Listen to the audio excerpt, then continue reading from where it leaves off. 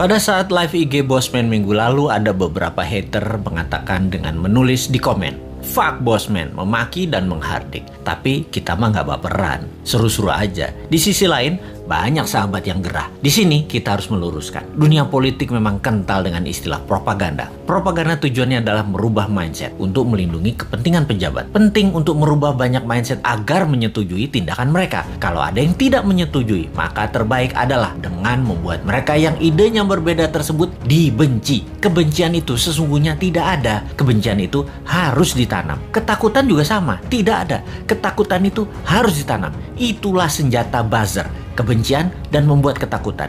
Itulah tugas pelaksana propaganda yang dalam hal ini adalah mereka-mereka yang menamakan dirinya buzzer rupiah, yaitu mereka yang dibayar oleh pejabat untuk menyerang musuh-musuh politiknya. Tugas utama buzzer sekali lagi adalah mendengungkan kejelekan orang yang mengkritik tanpa solusi, tanpa niat memperbaiki. Sementara kaum Newman jelas niatnya memperbaiki bangsa yang utama. Gayanya nyeleneh, tujuannya untuk mendapat perhatian. Sekali lagi, nyeleneh, lucu, koplak, tajam kalimatnya, tujuannya satu, agar dapat perhatian. Tapi kalau mental pejabatnya tipis, ketakutan, insecure karena jabatannya takut hilang, telinga tipis, emosi tak bisa jaga dan tidak dewasa, kritik segar bersolusi dikirimkan para Newminder, bikin hidup pejabat gelisah dan sengsara. Makanya panik mereka, ditugaskanlah pasukan buzzer yang jumlahnya 20 ribuan untuk menjadi pelindungnya. Begitulah kalau pejabat terdiri dari orang-orang yang tidak beriman, berlindungnya pakai buzzer, bukan pada Allah. Menanamkan kebencian itu program mematikan lawan politik. Ada sih sebenarnya dalam buku putih propaganda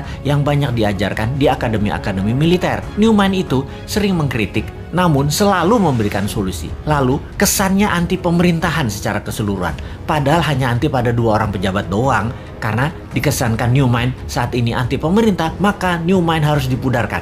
Siapa yang melakukannya? Yang melakukannya adalah penggemar pejabat penguasa saat ini yang kebanyakan berciri-ciri, yaitu minoritas orang tajir beragama minoritas. Nah, kalimatnya ya, maaf kurang ajar ya, tapi saya nggak mau basa-basi. Atau yang mayoritas latar belakangnya namun terkena propaganda yang akhirnya tidak menyukai sisi seberang yang di framing jualan agama ke Arab-Araban plus dibungkus budaya Arab. Maaf, sekali lagi kalimat Bosman ini kali ini vulgar. Daripada basa-basi, mendem-mendem mau realitanya gitu. Jadi begitu berhasil menggiring opini yang menganggap Bosman anti pemerintah, maka otak bawah sadar banyak orang digiring lagi oleh buzzer. Digeneralisir, Bosman itu oposisi, pendukung kadrun, dan pendukung partai kalah perang, Demokrat dan PKS. Cara kerja buzzer menggiring opini masyarakat memang begitu dan berhasil hingga saat ini membelah bangsa Indonesia menjadi 2. Sangat berhasil.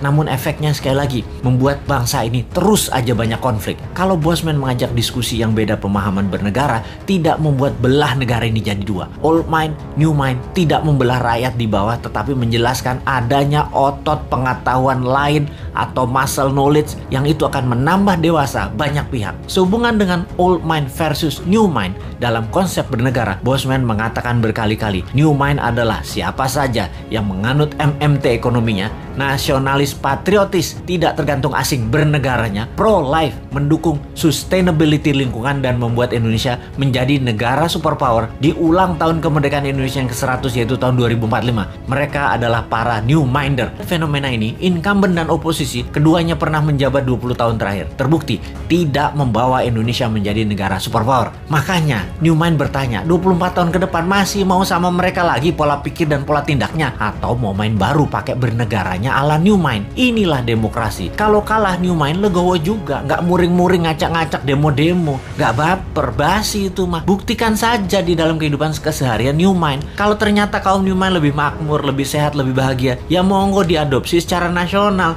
Kita masih asik aja. Jadi misi bersama jangka pendek kaum Newman adalah mempromosikan konsep ini ke 250 juta saudara sebangsa dan setanah air. Jadikan bahan diskusi, rembukan secara masif, dan akhirnya kesempatan itu akan dibuktikan di kotak suara tahun 2024. Kalah menang bukan masalah, itu demokrasi. Pertanyaannya sekarang, bagaimana caranya 250 juta orang mengenal dan memahami konsep Newman dalam waktu cepat? Urusan suka nggak suka itu nomor 2. Yang penting masuk dulu dan difahami. Ada saran nggak ya supaya Newman bisa sukses?